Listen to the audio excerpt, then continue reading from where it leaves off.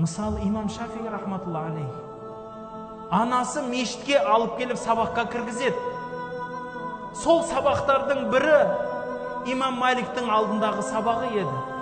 Жұрттар имам Малик сабақ айтып отқанда дәптермен, қаламмен кіретін. Ол кісі сабақ айтып отса, пайғамбардың хадистерін түртіп, жазып алып отыратын.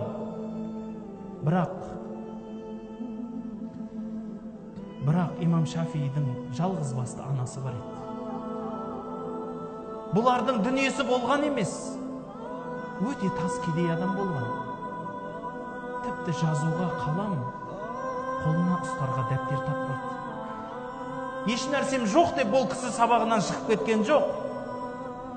Жұрттың қатарына отырып, сол кісінің сабағын тыңдайды екен. Жұрттар қолындағы дәптерге бұл кісінің хадистерін сия қаламмен жазып отырса, бұл кісі қолын аузындағы сілекеймен сулап алақанына жүргізеді екен. Сонда имам Малик байқап қояды, бір жігіт, бір жас бала аузын сулап, қолын қайта-қайта сызып отыр. Содан сабақ біткен соң шақырып алып айтады: сен бала, менің сабағыма қатыспа дейді. Кет дейді. Неге десе, сен бекерші болып отырсың, мені тыңдап отқан жоқсың, саған керек емес бұл сабақ.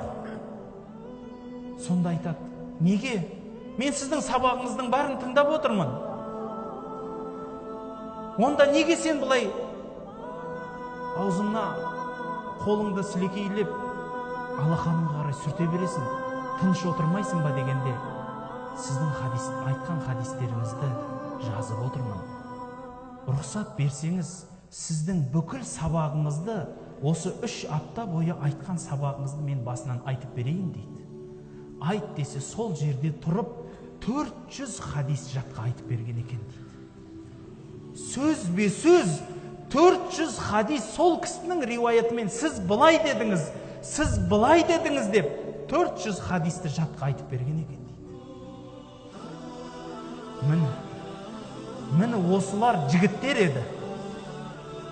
Бүкіл әлемге аты қалған ислам халқы бұл кісілердің әрбірінің атын айтқанда мақтаныш етіп айтатындай нағыз жігіттің сұлтандары осылар еді.